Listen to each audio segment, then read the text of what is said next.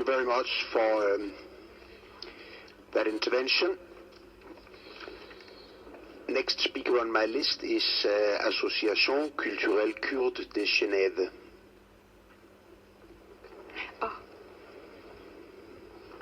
Is the speaker here? شكرا سيد الرئيس. طابت أوقاتكم. اسمي عزيز كالو، رئيس جمعية الثقافة الكردية في جنيف. سوف أحاول أن ألقي الضوء على دور الشباب الكرد في سوريا، إذ ينظروا للكرد بشكل عام في سوريا على أنهم عنصر دخيل وغريب على النسيج الاجتماعي والإطار الوطني السوري، وعليه ترتب على الشعب الكردي تحمل إجراءات عقابية لا محدودة، أحيانا معترضة بقوانين وأحيانا أخرى تتخذ إجراءات بشكل ارتجالي، وكل حسب موقعه والمشترك بين جميع الإجراءات إهانة الكردي والاستخفاف به وإذلاله. في هذا الصدد يمكننا سرد آلاف القصص والوقائع. والشباب الكردي كانت الفئة الأكثر تضررا، فعلى سبيل المثال كان يمنع الشباب الكرد بشكل عام من العمل والتوظيف والانتساب إلى الكليات العسكرية والطيران المدني والعسكري، كما كانوا يتعذر عليهم الحصول على بعثات الدراسية إلى خارج قطر، إلا نادرا. كل هذه العقوبات والإجراءات كانت مضاعفة على المشمولين بقانون الأعصاء السيء الصيد 1962 المعروفين بأجانب محافظة الحسكة. فالتمييز العنصري كان التحدي الكبير أمام الشباب الكرد في مختلف مراحل الدولة السورية.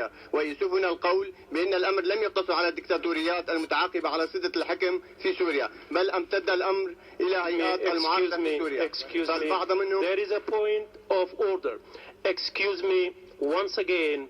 This is not a forum for accusation or a forum for political agenda.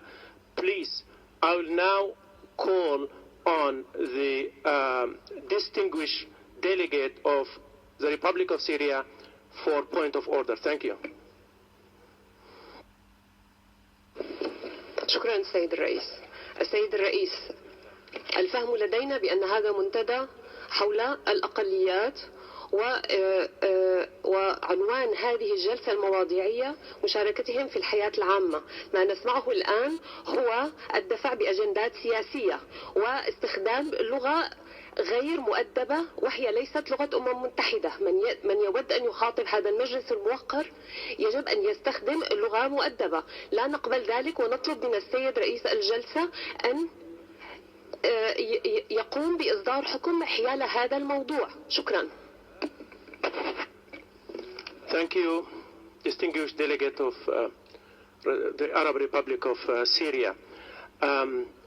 I regret I may have from now on to stop any